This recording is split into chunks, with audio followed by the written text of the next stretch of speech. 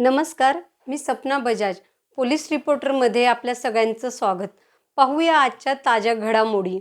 शिवसेना उद्धव बाळासाहेब ठाकरे गटाच्या तालुका प्रमुखपदी तिसऱ्यांदा चंद्रकांत टेंगेटोल यांची निवड. शिवसेना पक्षाचे तालुका प्रमुख म्हणून चंद्रकांत टेंगेटोल यांची तिसऱ्यांदा निवड झाली. त्याबद्दल लातूर जिल्हा संपर्क प्रमुख माजी आमदार रोहितदास चव्हाण व जिल्हा प्रमुख बालाजी रेड्डी यांच्या हस्ते त्यांचा सत्कार संपन्न झाला. जया काबरा यांचा सत्कार संपन्न. उदगीर येथील भारतीय जनता पक्षाच्या जिल्हा सरचिटणीस जया द्वारकादास काबरा यांची निवड भारतीय नमो संघ महाराष्ट्र प्रदेश महामंत्रीपदी झाल्याबद्दल जिल्हा अध्यक्ष दिलीपराव देशमुख यांच्या हस्ते त्यांचा सत्कार संपन्न झाला. भाकसखेडा येथील सोयाबीनच्या पिकाचे नुकसानीची पाहणी करण्याचे आदेश. उदगीर तालुक्यातील भाकसखेडा परिसरातील सोयाबीनचे मोठ्या प्रमाणात नुकसान झाले आहे. त्याची पाहणी तालुका कृषी अधिकारी नाबदे यांनी केली. पीक विमा कंपनीच्या प्रतिनिधींना या संदर्भात लगेच पंचनामे करण्याचे आदेश दिले. राहुल गायकवाड यांचे कौतुक.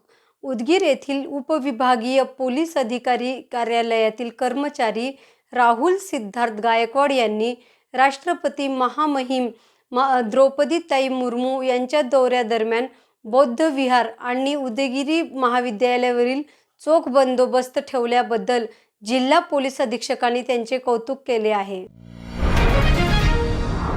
उदगीर येथील बिदर रोडवर असलेल्या जगतज्योती महात्मा बसवेश्वर प्रवेशद्वाराची दुर्दशा. उदगीर येथील उदगीर शहराच्या चहूबाजूंनी मोठमोठ्या महात्मांच्या नावाने प्रवेशद्वार बनवण्यात आले आहे.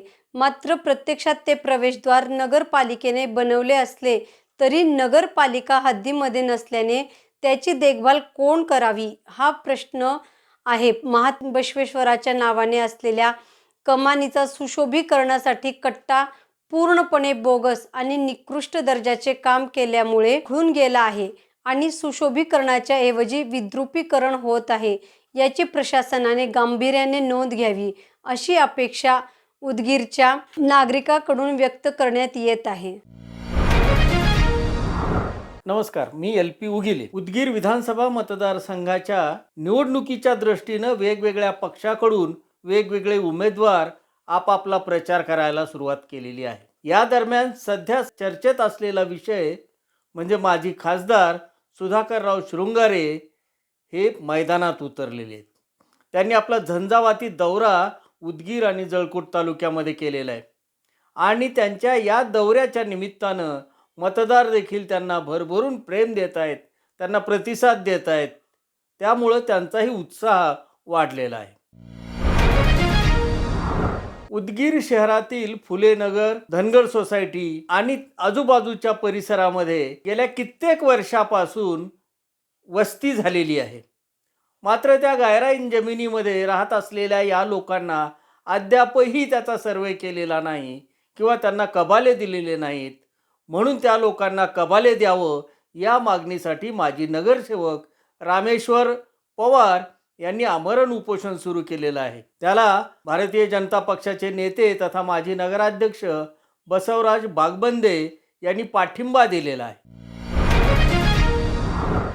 देवणी तालुक्यातील कोतवालांनी आपल्या विविध मागण्यासाठी लेखणी बंद आंदोलन सुरू केलेलं आहे.